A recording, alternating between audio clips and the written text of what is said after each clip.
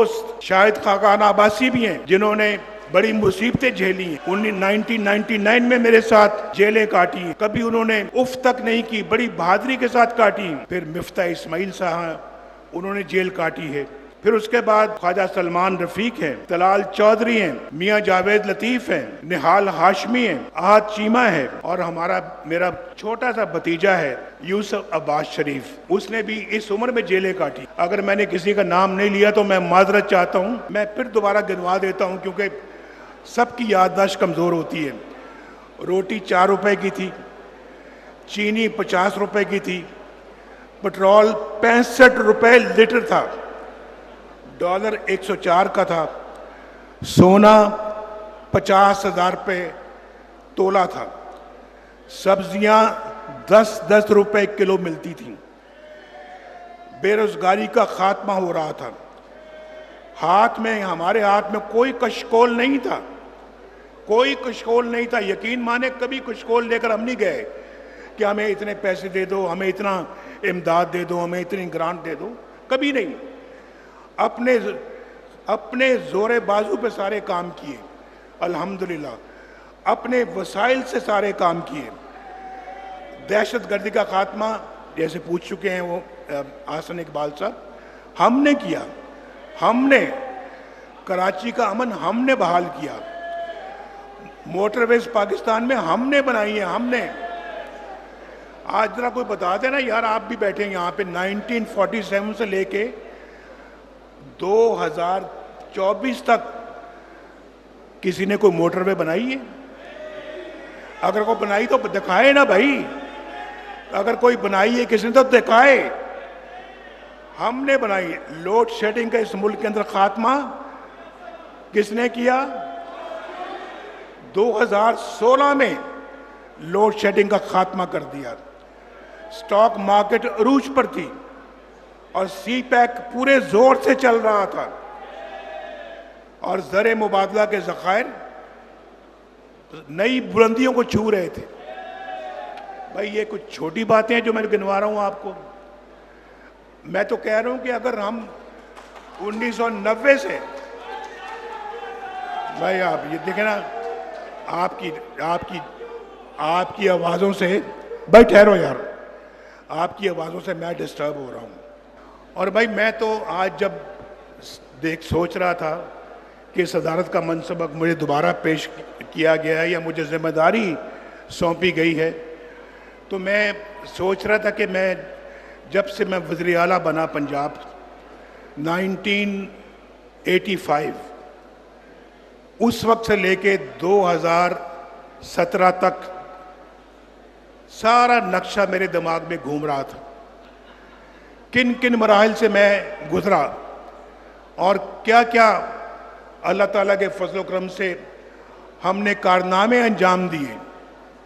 اللہ تعالیٰ کون کون سے کام ہم سے لیے, اور اللہ کا بڑا شکر ہے, میں بڑا اللہ کا شکر ادا کرتا ہوں کہ جب مسلم لیگ نون کی گورنمنٹ آئی, چاہے وہ صوبے میں چاہے وہ مرکز میں, الحمدللہ ہم نے ملک کو ٹرن اراؤنڈ کیا, ٹرن اراؤنڈ, اور ملک کی تقدیر بدلنی شروع ہو گئی.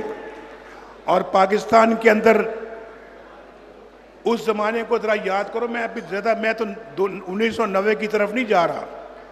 اگر وہاں سے کاؤنٹ کرو گے, خلل اگر نہ آتا تو آج پاکستان اس خطے کی تو دور کی بات ہے, اس بر اعظم میں ایک منفرد حیثیت رکھتا. یہ میں آپ کو بالکل سچ کہہ رہا ہوں, یہاں بیٹھے ہوئے لوگ سب اس بات کی تصدیق کریں گے کہ پاکستان اس خطے کی ایک بہت بڑی طاقت ہوتا. پاکستان اس اپنا جو ہے وہ بر اعظم ایشیا میں ایک بہت بڑی طاقت ہوتا. لیکن انفارچونیٹلی ٹانگیں کھینچنے کا سلسلہ 1947 سے جاری ہے. 1947 اس وقت سے جاری ہے, اور یہ آج تک جاری رہا, جس نے پاکستان کو, بہت افسوس کی بات ہے کہ کمزور کیا. میں ابھی باتیں کر رہا تھا تو مجھے آ گیا ایک اور کہ کامران مائیکل صاحب ہیں، انہوں نے بھی 10 ماہ کی جیل کاٹی ہے۔ حافظ نعمان صاحب ہیں، 10 ماہ انہوں نے جیل کاٹی ہے۔ پھر مفتاح اسماعیل صاحب ہیں، انہوں نے جیل کاٹی ہے۔ تو ان سب، حسن فواد صاحب نے جو ہے وہ بھی جیل کاٹی ہے 1.5 برس۔ تو یہ میں معذرت چاہتا ہوں کہ میں یہ نام نہیں لے سکا، لیکن میں آپ کو بتاتا ہوں، دیکھیں میری بات سنیں، یہ کبھی کبھی ایسا مجمع ہوتا ہے۔ آج پارٹی کے کریم بیٹھی ہوئی ہے، ہم نے اپنے پاؤں پہ خود کلہاڑیاں ماری ہیں، یہ ہمیں مان لینا چاہیے، یہ آج مان لینا چاہیے کہ ہم نے اپنے پاؤں پہ خود کلہاڑیاں ماری ہیں۔ میں ایمانداری سے کہتا ہوں، ایمانداری کے ساتھ، کہ 1990 میں جب میں نے حکومت سنبھالی مرکز میں اور وزیر اعظم اللہ کے فضل سے بنا، اگر خلل نہ آتا، بیچ میں ٹانگیں کھینچنے والے لوگ نہ آتے، آج پاکستان میں غربت نام کی کوئی چیز نہ ہوتی، غربت نام کی کوئی چیز نہ ہوتی، بے روزگاری نام کی کوئی چیز نہ ہوتی، آج پاکستان خوشحال ترین ملک ہوتا۔ آج ڈالر بھی میرے زمانے میں 104 پہ تھا، میں اسی کی بات کروں گا، میں آج کی بات نہیں کرتا، یا 6 مہینے یا سال 2 سال پہلے کی بات نہیں کرتا۔